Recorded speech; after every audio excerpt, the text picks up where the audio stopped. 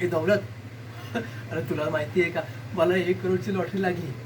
अरे हो, मला माहिती आहे. तू लॉटरी नाही काढतो. मी तर माझ्या लॉटरीबद्दल बोलतो. आता बघ, तुला तर माहिती आहे ना, मी एवढ्या वर्षापासून लॉटरी काढतो, पण नशिबाने कधी साथ दिलंच नाही. म्हणून मग विचार केला की नशीबच बदलू. हा, अरे बघ भाऊ, आता तुला तर माहिती आहे, तुझं नाव आणि माझं नाव सेम.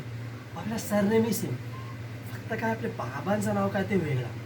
म्हणून मग विचार केला, जर तुझ्या बाबांचं नावावर तिकीट काढू आणि जर लॉटरी लागली तर तुला सांगून अर्धे अर्धे पैसे वाटून घेतले असतो.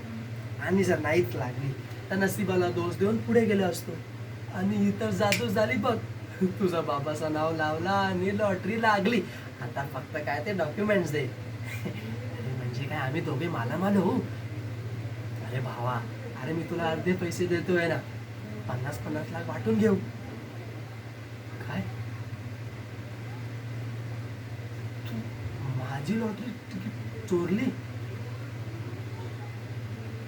अरे भावा, अरे मी तुला अर्धे पैसे द्यायला तयार होतो. तुझा मनात तर तोही विचार आला नसेल. किती स्वार्थी आहेस रे. 50 लाखासाठी तू स्वतःचं बाबांचं नाव बदलताना काहीच वाटलं नाही तुला. नाही रे दौलत, पैशाचा हावच इतका आहे तुला. काय माहिती, पोरगा इतकं फसवलं असेल तर बापाने किती लोकांना गंडवलं असेल. दौलत, स्वार्थी आहेस रे तू.